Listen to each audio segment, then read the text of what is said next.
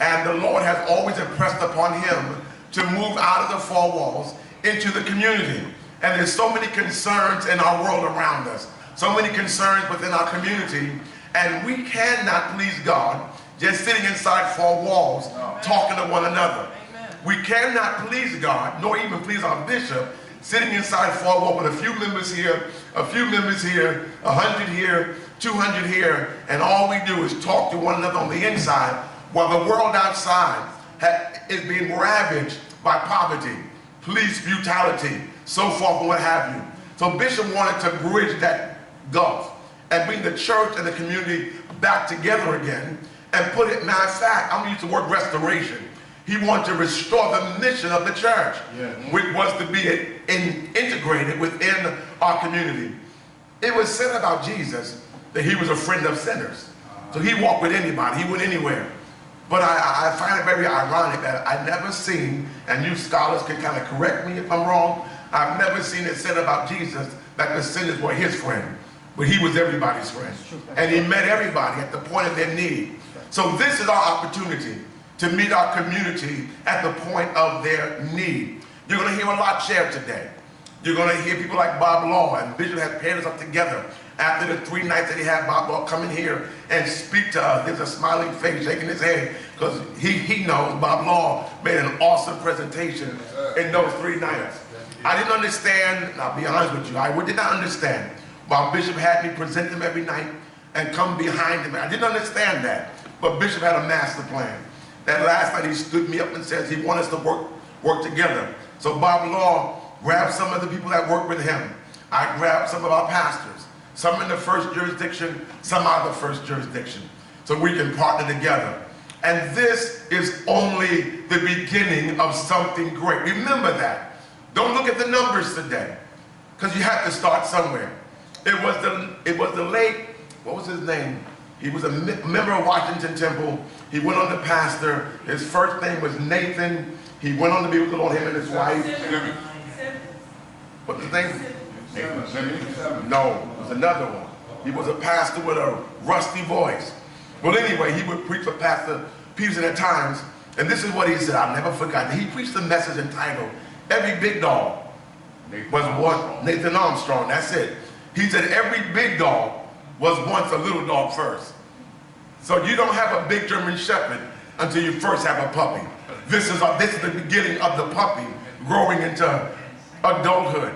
So on today, there's many that's going to be coming after me. But I want you to understand, this is where the Church of God in Christ comes to the head of the pack. This is where the Church of God in Christ leads out. We're going to lead community. We're going to lead the faith institutions, whether they're Methodists, whether they're Episcopalians, whether it's a Catholic church, none of that matters. We're going across barrier lines.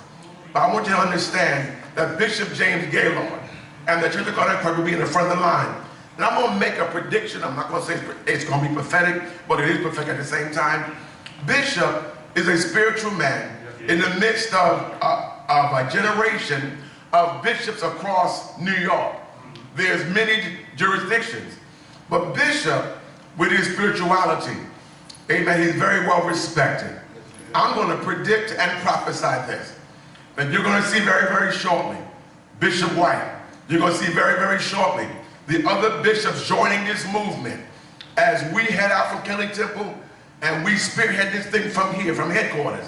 You're going to see the other cultic jurisdictions getting in line behind us. You're going to see other organizations in Harlem, in Brooklyn, in Staten Island, in Queens, all across the boroughs getting in line behind us. You're going to see social groups getting in line behind us. We're not alone. And so Bob Law is going to come in a minute, and he's going to spearhead, going to act like the rest of this day. And you're going to hear some things today that maybe you're hearing for the first time. You're going to hear some things today that's going to pique your interest. But this is something I'm happy about. And there's others that are equally as happy, or even more so, that this is going to be the Church of God in Christ's finest hour. It's not going to be where we have a tent revival. It's not going to be where we roll on the floor and speak in tongues. It's not going to be where we speak in tongues and jump around the holler and the community says, what's going on inside that building?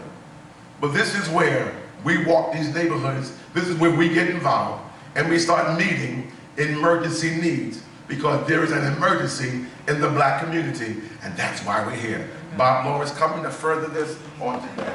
Amen. I'm so sorry. These brothers was talking to me, I forgot. We have an attendance sheet. I'm going to ask, young man, what's your name? Marcus Jackson. Marcus Jackson? You sound important. Marcus Jackson, will you do me a favor? Will you walk around to the rows and let them sign the attendance sheet? I sign it all so you'll know what to follow. And just sign it. There's a place that says, do you want to volunteer? Do you want to be involved in a greater effort? You can check that off too. God bless you. To the hands of Bob Law.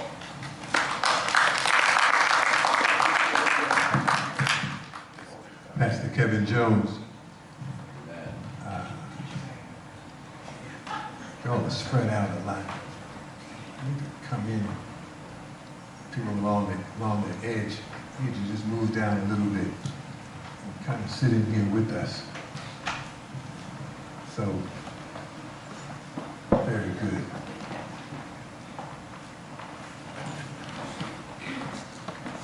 Thank you so much. Let me just say this. There are a number of people here, a few people, who I want you to hear from as they explain the kinds of things that we are already involved in struggling for justice in this society. So I want you to hear from them, but I want you to be clear what it is that we are doing. This is an opportunity for the church to come out into the main battlefield for justice in this society. We've made an appeal for community groups, and they are here. We've made an appeal for a church, and some church folk are here. It is our effort to build a working alliance. And here's one of the reasons. See, the black church is currently being trivialized and denigrated. Everybody makes jokes and makes fun of the black church. It's on television, it's in the movies. The church doesn't say anything. The church tolerates the insults and the denigration of the black church. And part of the consequence of that is that the credibility of the church begins to erode. While church folk tolerate it and don't seem to understand that the credibility of the church is diminishing. A lot of church folk are in denial. When you point out something, when you make a critical assessment, there are church folk who say, no, no, no, that's not true, we're doing fine. But the black church is under attack. And this is our pushback and saying that here's the church now stepping into the main battlefield.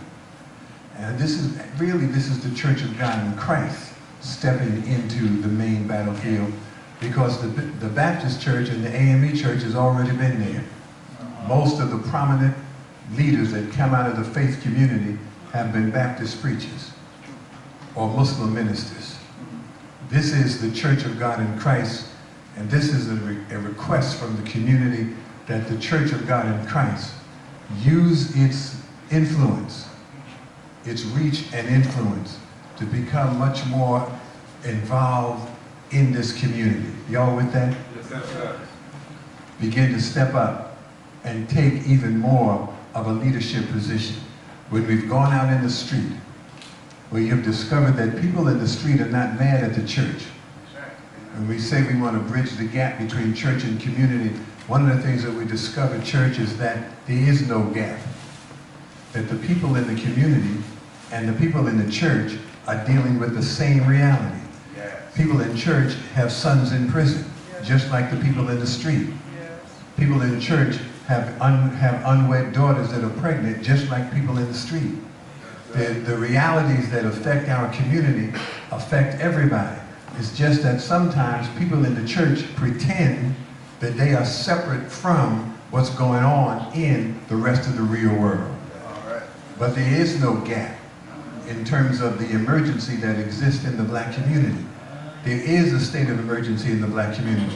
New York City is the leading city for inequality in this country.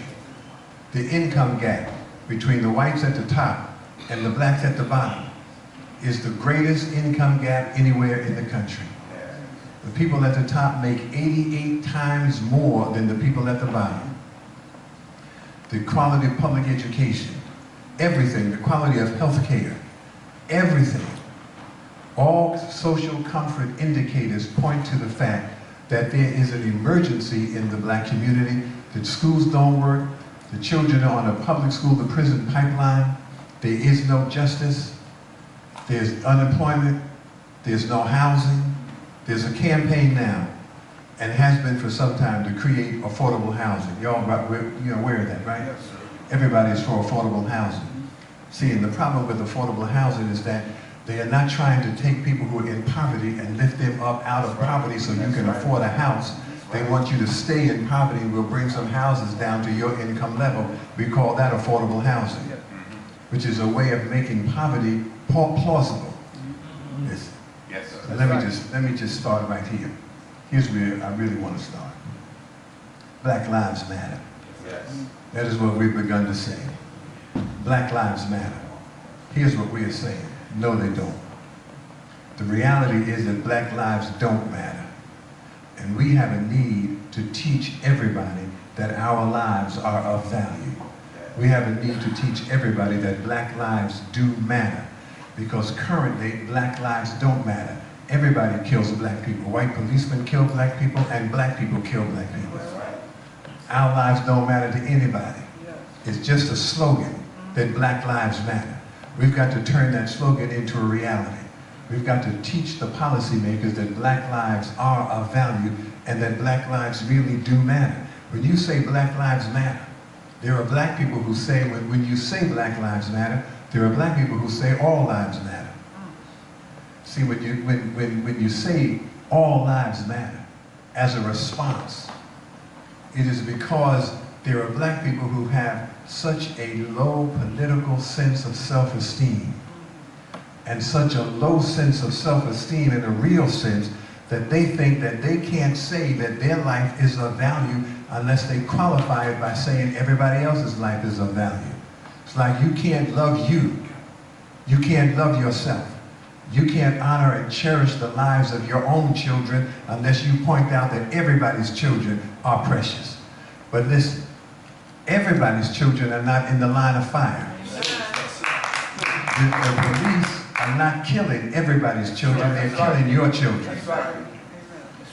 Everybody's children are not in the public school to prison pipeline, that's your children. Everybody's children is not going to a public school system that is what educator Jonathan Colson calls afflicted by savage inequalities. That's just your children. It is black people who are in the line of fire. And as a result, black people have a need to stand up first and defend the lives of our own people. But certainly you ought to be willing to say that your life matters without having to apologize for thinking your life is important unless you hurry to point out that all lives are important. We know that all lives matter, but all lives are not under attack. And since it is our lives that are at risk, I believe that we have a right to stand up and to push back. And I want you to be clear. When the young people go in the street, you know, people come out and everybody not everybody. There's a group of people who criticize them for being in the street. And one of the things I've noticed about the people who criticize them for being in the street, they are people who, when they were in their 20s, they weren't in the street. See, they are people like Oprah who never had anything to do with the human rights struggle in this country. So it's easy for folk to sit on the sideline and tell the young people like this young brother here what he ought not do. But you notice that the people who are in the street telling people to sit down and to be quiet and to go home and don't throw bricks and don't riot and don't loot, they have a lot of information about what you don't do, but they've never said what you should do. That's right. They've never been able to point out if looting won't work, for all the people who say don't loot. Well, if looting won't work, what will? What should they do? You easily tell them what not to do. So a young sister with a sign in Baltimore, and she said, "You don't shoot, we won't loot." what should they do? Everybody who tells young people to be quiet, to go back home. See, when you come out in the street and you come out talking about we want peace, you're saying essentially we want to contain the pain. We want to contain the anger. We want everybody to settle down and find a, how are you going to find a way to struggle against oppression in a manner that your oppressor approves of? That's right, that's right. See, the oppressor doesn't want you to struggle at all. He wants you to suffer peacefully. Because we have a tradition of suffering peacefully. You start to beat us up, we don't hit back, we lock arms and start talking about we shall overcome. And the folk becoming more emboldened. They kick you, spit on you. And so we have been trained. Once Dr. King said, if any blood flow in the street, let it be our blood. This generation said that's absurd. That's not going to happen. There'll be no more blood flowing in the street. But certainly we're not going to go and offer ourselves up. And so now we have a need to tell people what to do. It's one of the things that we're going to talk about here. We want to use our leverage. We have some power. We want to use our economic power to start. See, all of y'all are not going to march. All of you are not going to go in the street. So I don't want to even ask you to go in the street.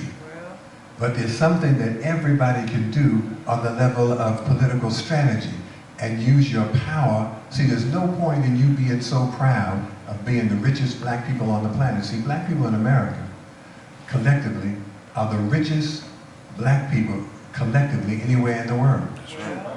Black people in America have more money than black people everywhere else. That's right. In fact, black people in America have more money than all but about 9 countries in the world. Black people in America about this, was it over 1 point, or was it 3 trillion?